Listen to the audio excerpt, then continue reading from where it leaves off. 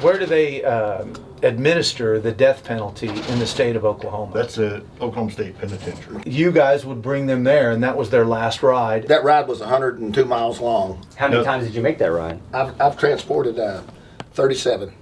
Wow. Oh my God. 37 death row inmates. Probably more than anybody in modern times. Whoa. Welcome to the Farm Truck and Asian YouTube channel, where it is what it isn't.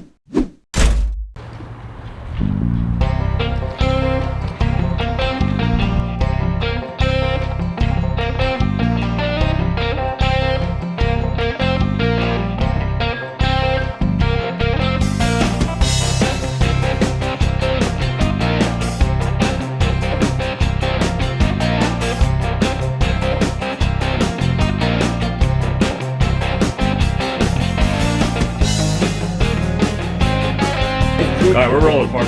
All right, we have a special treat for you today. We went down to this catfish place in Goldsby, Oklahoma, and we decided that we were going to hang out there for a while. We ate some delicious catfish, and much to our surprise, when we left, we drove by this group of people standing in the parking lot, and their jaws were dropped open. And I opened the window, I waved, and then I turned around and came back through. One of them was standing in the road, and he said, "Hey, I just want to let you know that I drove the Green Lizard prison bus for 33 years, and tonight is my retirement. So for you to show up in this thing is a huge deal for me." It's Kelly and Randall. Come on in. Randall here, he drove the bus for 33 years, the Green Lizard. Kelly, he was a supervisor. Is that correct? Mm-hmm. Okay. Let's get comfortable here. Get us a seat. And we want to ask you guys some questions about your career. And maybe you got some good stories you can share. Okay. What did you think whenever you saw the prison bus round the corner as you had just eaten, right? Yeah, I thought the timing was just unbelievable. I couldn't believe it. Somebody was set it up for me. Yeah. Well, you guys probably in a way thought it was a little setup, right? Like, I saw it, I couldn't believe it. Because you're celebrating. What are the odds of that happening? It's like someone bringing a birthday cake when you're eating dinner. Happy birthday. Like, who said it was my birthday? Who said that? He looked over at me. First the bus went by, and I didn't recognize it at first because it had Christmas lights all over it. It's all lit up. And Randall looked at me and goes, "I think that's Farm Truck. That's got to be Farm Truck." So he goes out in the road and didn't even give Farm Truck an option. Oh no, there was no getting around this guy. He said, "We got to go talk to this guy." And y'all were just turning around. I wasn't there with you. We were just turning around, right? But I got to tell you, you guys were blown away. Well, we were blown away to get to meet you guys. Some people that actually had a connection with the Green Lizard prison bus. Yeah, rarely do you buy a car and get to find the previous owners, the drivers, right? Or any history of the vehicle, anybody that worked in the manufacturing plant, anything. You just own the car. Yeah. Well, this became stories upon stories, and it's layers upon layers. And to meet guys like you, it just adds to the value, personal value to the vehicle. We've had the bus for about 7 years, and it took us 6 years to get it going. It's been on the road about a year, and we always kind of search for people that could tell us something about it. We always heard the stories. We run into inmates all the time. "Hey, I rode that bus." Right. They know the Green Lizards. We've never found an inmate that actually have seen this bus because it's a 1960. It's old. It's been out of commission for a long, long time. The bus started its life in Alameda, California as a Navy bus. Air Force bus. And then it got decommissioned, and we met the guy that worked for the military in California that was in charge of the auctions. He worked for the California National Park. He was a ranger at Alcatraz. We took a tour of Alcatraz prison, right? Ray. And Ray, that's right. You met him, Lou. I know Ray. Yeah. And then later, whenever he saw the bus on the show, he called and said, "Hey, I worked with that bus. I remember the bus," right? And he had shipped it off to California. So that was a cool connection to meet Ray and, to know where the bus actually came from. But then to meet you guys, we were blown away, man. When you first got your jobs, Was it well known that they called the buses the Green Lizard? Tell us about the origin of the name. Yeah, I started in 1985, and I'm not sure exactly what year they reorganized and made the Central Transportation. They did that in '87.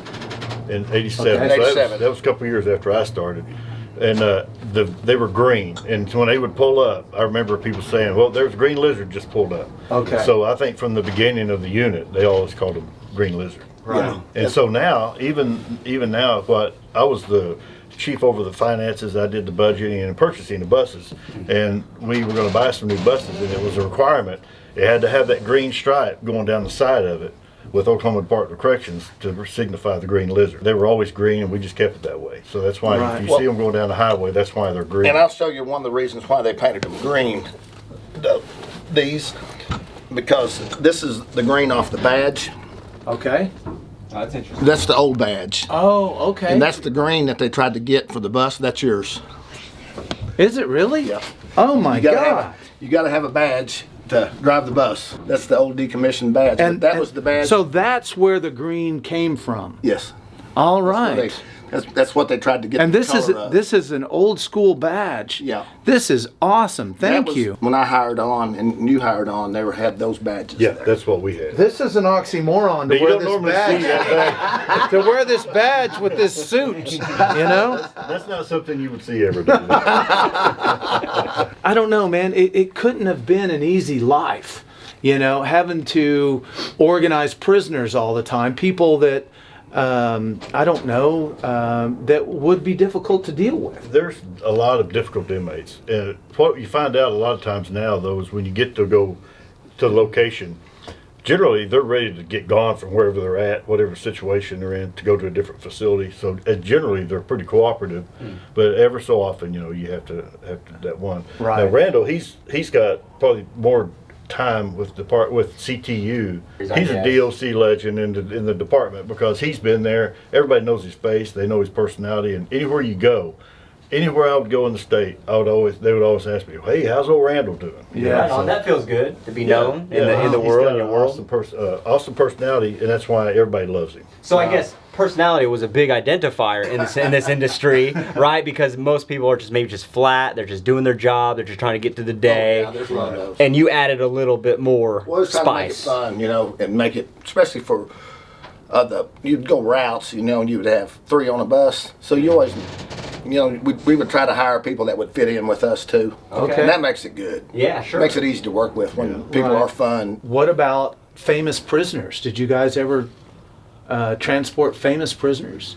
Probably the most famous one I can think of is Randall and I actually transported him to death row. Kevin Underwood, we transported him after he was the one that murdered the little girl in Purcell. Oh, that's why that name sounds familiar. Yeah. Right. For a couple of years, 2-3 years, Randall and I did all the transport of death row inmates to death row. Do they want to talk or no? No, we didn't. We didn't usually have conversations. No. Matter of fact, we would tell Randall would give them a briefing before we got on. Oh, what is the briefing? Well, Give us the briefing.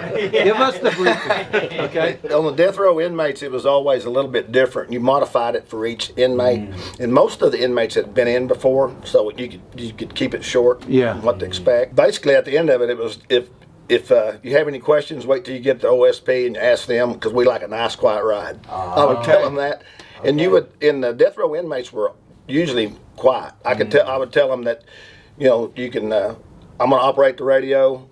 Don't ask about the channels on the radio.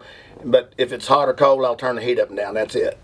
And Okay. most of them wouldn't even say anything. Some of them every now and then would say, "Hey, boss, could you turn the heat down or the air up or something like that?" And that'd be it. You do what you want a quiet ride. What are the reasons for that? You just don't want it to get into no nonsense, Yeah, or no nonsense. Okay. Don't get anything going because it's, you know, where they're going to death row, that's their final ride. So they you may know. try to fight a little in their No. voice, in their conversation, or no? Most of them are kind of scared. Okay.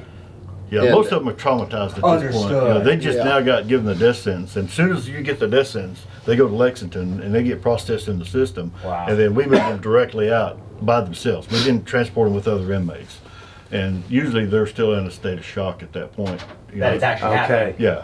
So Okay. as a general rule, I don't think we ever said many words were said between the inmates and us as we transported. Right. So that is their last ride. So Where did you bring them? The counties bring them in. The counties bring them in when the death row inmates To Lexington. Yeah, into Lexington. And when they're there, we shut down everything Okay. until they're in. They call it fast track, and they would try to get them in and out of there in about 2 hours, two and a half. Some of them, just depending on the inmate, take a little bit longer. The normal stay for an inmate from getting from the county jail to us taking them to their first prison, 6 months, even longer in A&R while we're waiting for a bed. Death row inmates, 2 hours and they're out. Wow. Wow. Where do they administer the death penalty in the state of Oklahoma? That's the Oklahoma State Penitentiary. McAllister. In McAllister. Oh. Okay. And you guys would bring them there, and that was their last ride, and the death chamber is there. Yeah. Right. Okay. That ride. Go ahead. That ride was 102 miles long off of GPS. Yes. Yeah, Wow. that was- How many times did you make that ride? I've transported 37. Wow. Oh my God. 37 death row inmates. Yes. Wow. Probably more than anybody in modern times. Whoa. So transporting these inmates, I'm sure that your heart kind of went out to these guys, but you're better off really not getting involved. You didn't really talk to these guys much because. Well, one thing you have to remember when you're working in this business is we're not here to punish the inmates. Our job isn't to punish them because they're being punished by the courts by losing their freedoms. Our job is to make sure that they get what they got coming. And that could be anything from, if they're acting up, we can deal with them that way, or if they, whatever they get, if they're time for a meal, they get a meal. Whatever they, make sure they're given what they're supposed to be given. The best thing to do is don't get into what they did, because you need to treat all of them equally regardless. Yeah. So if you don't go research it, then you don't have to worry about That's having right, different yeah. feelings or Okay. different things like that. So I always found it, I just never did pursue why Over they time, were it in makes the prison. job easier. Like the young guys in your position, they may research, they may want to get emotional, but after time, you're saying after time you learn, it is just easier to remove yourself. A lot of the young guys, when they would go, like with me, I would tell them a lot of times, they would ask me what this guy did, on hauling a death row, and I'd say, well, we'll look when we get back. And one time, one of the guys that rode with me, he got on the computer while we were waiting. Yeah. And he looked it up, and then he was like mad at the guy when he found out what he had But done. you knew this. Yeah, Okay. and I told him, I said, that's why I don't, unless I know it or see it on TV, I would never Right. look it up until we got back. Right. I worked in the prison system in the prisons for over 20 years before I came to CTU. And, I had a lot of new officers come, and I always did an orientation with them. And I told them, one of the things I would tell them is, when you walk in, pretend like you're putting on a raincoat. While you're in that prison all day, let all the negativity that you're exposed to hit that raincoat. Let it stick to that raincoat. Okay. All the negative stuff that you deal with. And then at the end of your shift, when you're walking out that door, take that raincoat off and leave it here and go home and enjoy your family.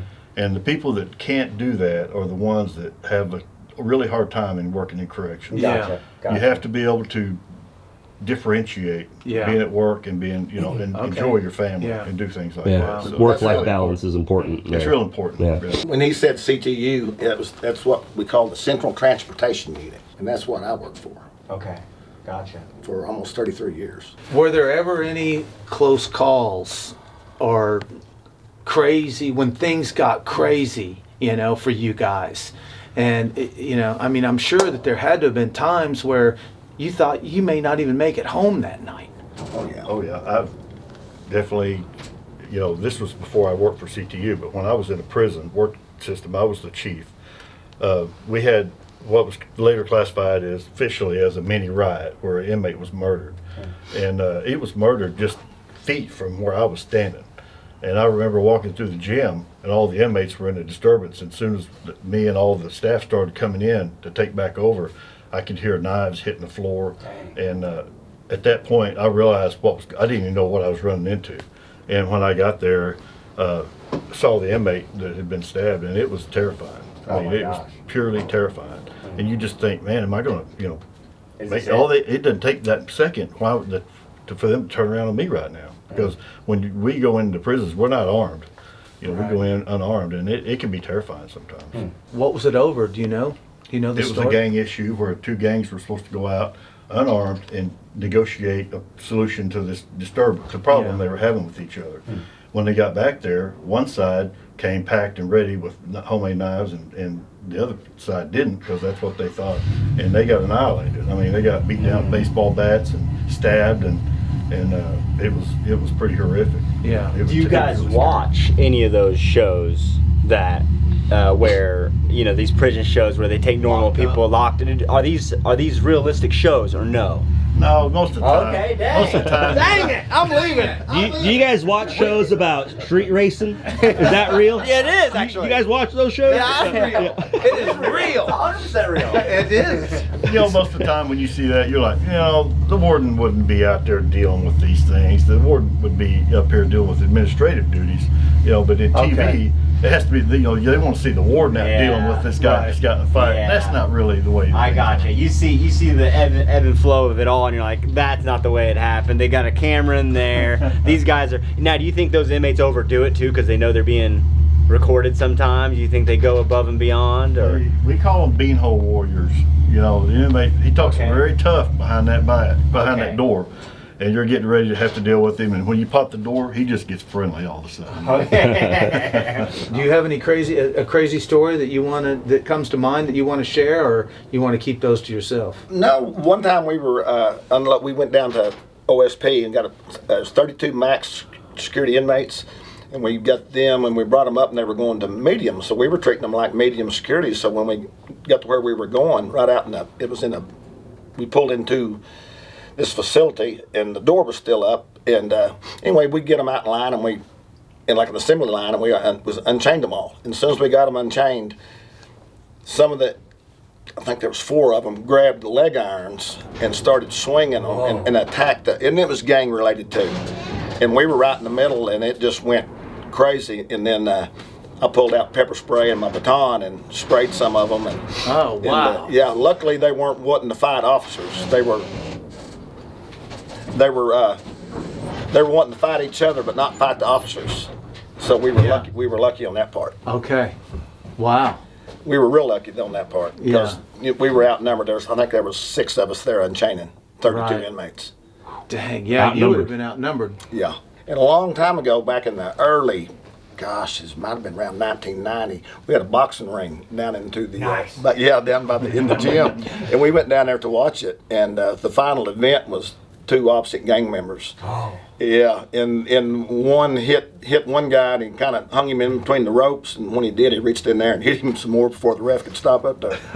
And all of the gang members jumped into the ring fighting. They cleared the bleachers. Back then we wore the old brown uniforms. Yeah. And there was like 4 or 5 of us down there. Without thinking, we jumped in the ring, and then, like what you were talking about, after it was over with, that was stupid because we were right in the middle of it. But you just reacted. And luckily there was some older inmates that had been there a while, and they were really big. We had weights back then, and they were really big and buffed up, and they were slinging them around and hollering. I remember them hollering, "Not now, not here, not now," and so they were going to take it private. I got you. There's some etiquette. And we were right in the middle of that, and that could have got out of hand because the whole gym was there watching these fights. Right. Wow. And I guess they don't do those fights anymore? No. For reasons like that. Yeah, probably. That kind of sucks, But still, it kind of sucks, because these guys are locked up with nothing to do, and hey, they've got their beefs, and I would like a good way to solve beefs in between. Yeah, sure would. I remember,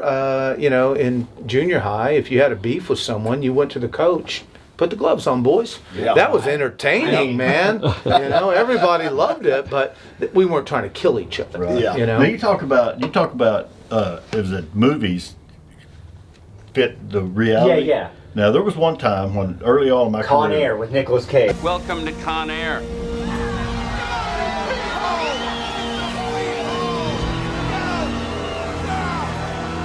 No. Okay. Snakes on a plane.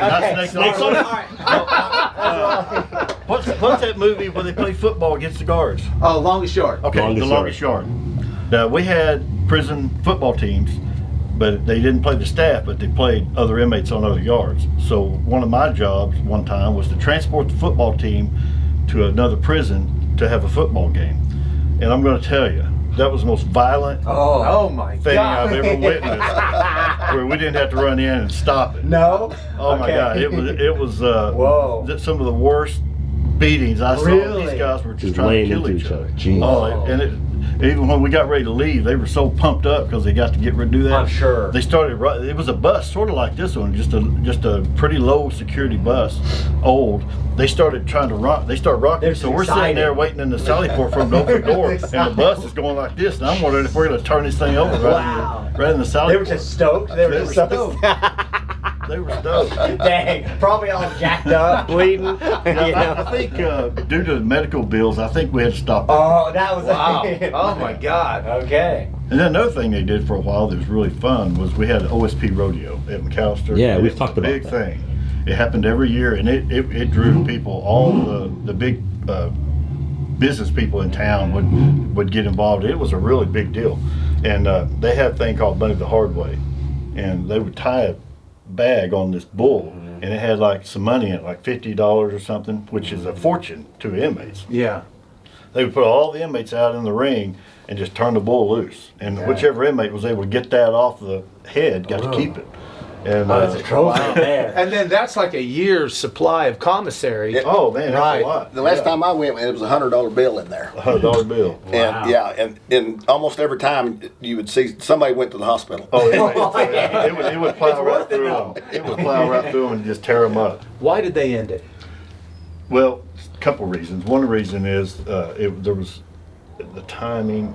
There was something going on that had to shut it down, but for the handicap accessibility was non-existent. It was built so far back, nobody even thought about handicap. That's right. And in order to have an event, it has to be ADA. You have to meet all these ADA standards. I It get would it. cost a fortune to get that done. So they had to just Wow, continue such doing a small little stipulation. We could start a GoFundMe. Well, there's rumors of And maybe, and I've heard the rumors Yeah. that they're going to try to bring it back. And if we could help somehow, I think it would be amazing. That So would- everyone could get up and watch. And, Something and everybody needs mainly to go see. us. Yeah, You that would know, be really cool. we're the ones that want to go. I would My wife and I first got married. We used to go every year and watch it. It Yeah. was Oh, pretty right cool. on. Really cool. And they did things unlike normal rodeos. Because another one they did, they put a wash tub on a horse and strap it down to this horse and filled it full of flour. They'd set an inmate inside there and turn him loose. And that was pretty comical. That guy, when I was there, the time I got to see that, that inmate also went to the hospital. Yeah. When he was coming back down, the horse was coming back up and hit him with that wash tub. Yeah, he was, Oh no. Yeah. Kind of a freak deal. yeah. Well, you hit it because it was a bad deal. Well, maybe a trip to the hospital was a little bit better than just going back to your cell. Worth it. You know? Small price to pay. I don't know, but I don't know. A little change of scenery would have been nice. Maybe. You get to look at a couple nice looking nurses. Yeah. You They're know, men. might be worth it. Inmate always has to look. Okay, just so you know. Inmates have to always look for that little slice of, Sunlight. home Slice of from life. home. Yeah. And I've got a great story about that. One of the guys is going to kill me if he ever sees this video. Okay. When I was chief at this facility, we had that mini riot, and tensions were super high. Everybody was on super high alert. We were stressed out. The officers were stressed because we just had a murder there, and it was pretty traumatizing for a lot of people.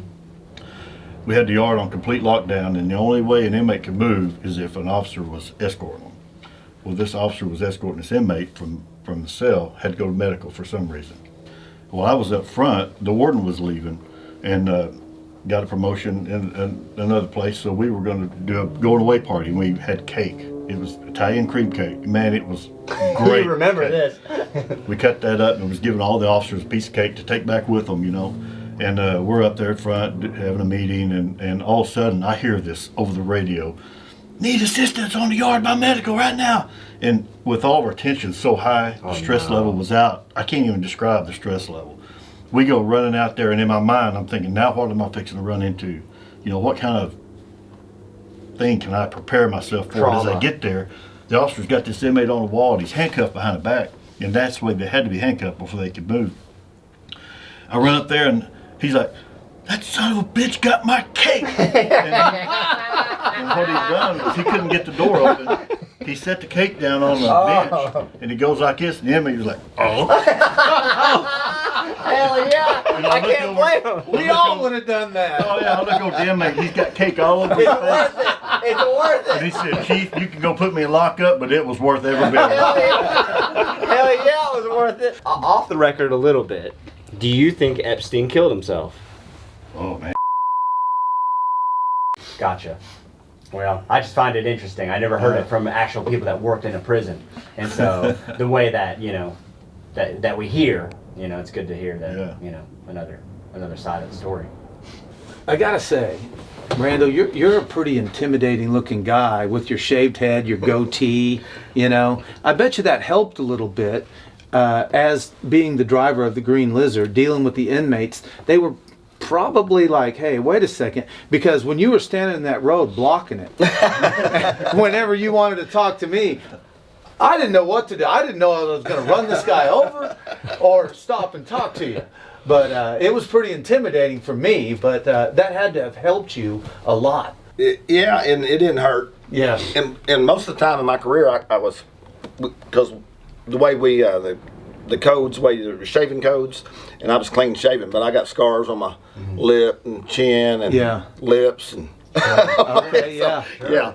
I mean, compared to me, you know, imagine me as the, okay, guy, buckle up, everybody ready. Right? Like, there's a difference, bro. They would have killed you Yeah. and ate you. Yeah. They would have taken over the bus. They'd have never found it. First day on the Right? job. But now Randall over here. Yeah. He lives. Yeah. Well, hey, man, we appreciate you guys taking the time.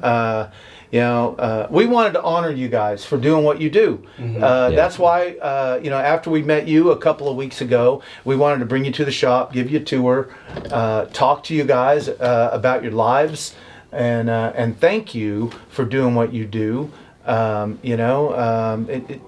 It couldn't have been an easy life, but you guys did it. Did it? Then we survived. This is a pretty much thankless job. I mean, we're the unsung heroes, you know, of the law enforcement. You know, highway patrol, they're all big. Everybody talks about them, and you know, we're not used to being given any kind of thank yous for what we do, especially by anybody inside the prisons. They certainly don't care. So when you offered an opportunity for us to come here, it's like, man, we've been just giddy all week long. Getting to meet you guys, I'm starstruck. You know, I've been watching you guys on TV for all this time.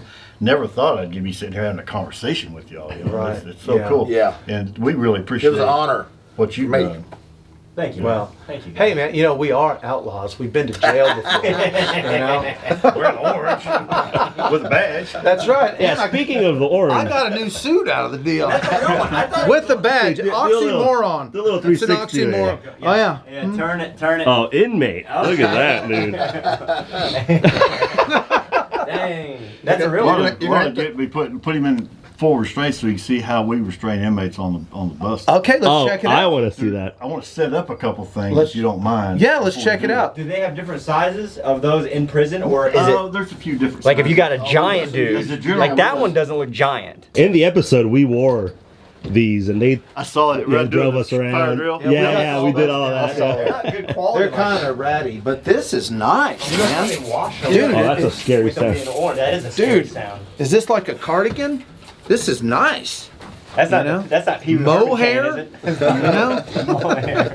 Before we put them on, we better make sure we have a cuff key to get them off. Because I don't have one. I didn't think we needed that. A little nervous. You should be, yeah. Asian and I are having a blast right now. We're going to enjoy this. Before you start, explain the process real quick. Okay, so what we'll do is when the inmate walks up, he'll be putting leg irons on from behind, and I'll be putting the At the simultaneously? yeah. Okay. And I'll be doing the belly chain and handcuffs up on top. So he'll be doing the lowers, I'll be doing the uppers. Okay. Now everybody knows what this is. What this is called. No. Black box. Okay. This was actually invented by an inmate. Okay, wow. And what this is a device that slips over the handcuffs to keep inmates from tampering with the cuffs during transport. Got it. It's a cover. Blocks the holes. Okay. So, Keyholes. and everybody gets transported in Oklahoma, gets transported with a black box. Did the inmate make any money off the black box? I don't know. Because I'm sure. hopefully he got a patent and He got the went. Okay. Yes, Okay. Well, hopefully he made some money. Always You know, figured just because he did gotta- something wrong, hey, he still deserves to make money. Now the only thing I'm gonna ask for is don't take it easy on him. I wanted it to be real. I want it to be real. Hey, I got a badge. All right, I got a badge. Got a good face. Just. All right. Okay. Handcuffs go on first. No lip from you. Take sir. it easy. Yeah. Hey, those shins are hurting. We like a nice quiet ride, sir. Shut up. What is this? Now this is called double lock. Now what we do is we. What do you double need to lock double lock me? them. This keeps them right down. So they won't go They locker. won't go any They tighter. won't. Oh, okay. When you sit down. This is on for them, my protection. Yeah. Those Like are a plus- condom. Cut around Okay. there. when you double lock. Plus Okay. plus it's an extra locking. It locks that in place so you can't get it. That's, loose. Okay. that's what that is. On the, Too nice. that's what that is on the back of the handcuff key. Okay, got it. You've got the double lock. They all have that. Right. So Okay. There's the black box. But now wait a second. You got my attention. Oh, that went on Now belly fast. chain. You just do a little whip. Why are they cold? The leggings are freezing. This goes in here. Dang. Oh, dang. Do it right there. Around the crotch. Put a lock Okay, on here. take it easy. Take it easy.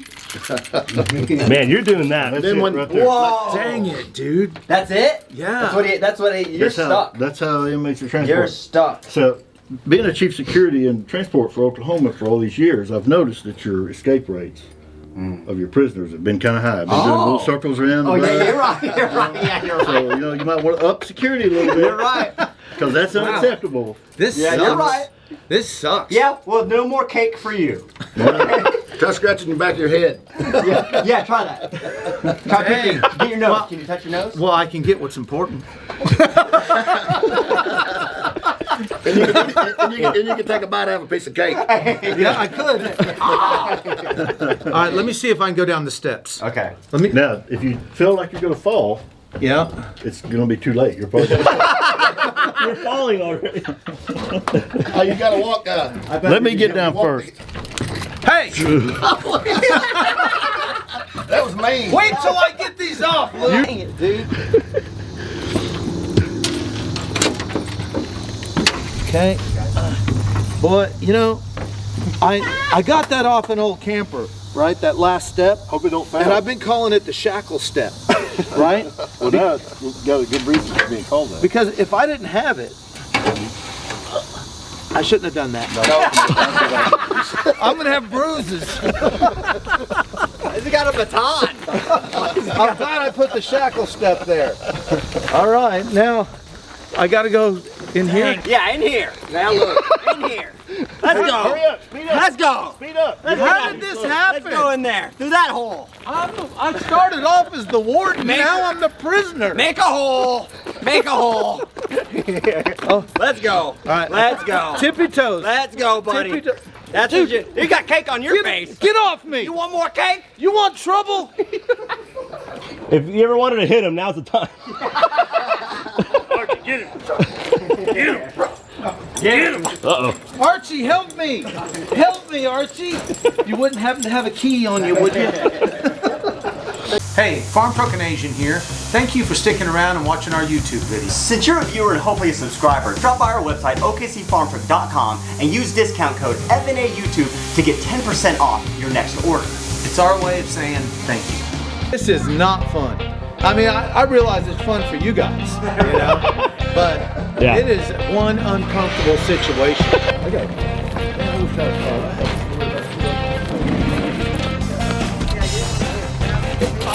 No. I've done this before. I've done this once or twice at least. Okay. It was not just set right here. Just leave, that was fun. A little bit. It's not that kind of party, guys. Dude, it'd be great. You can have that. Okay. On the rock. No way. All right, now Wow. Asian's turn.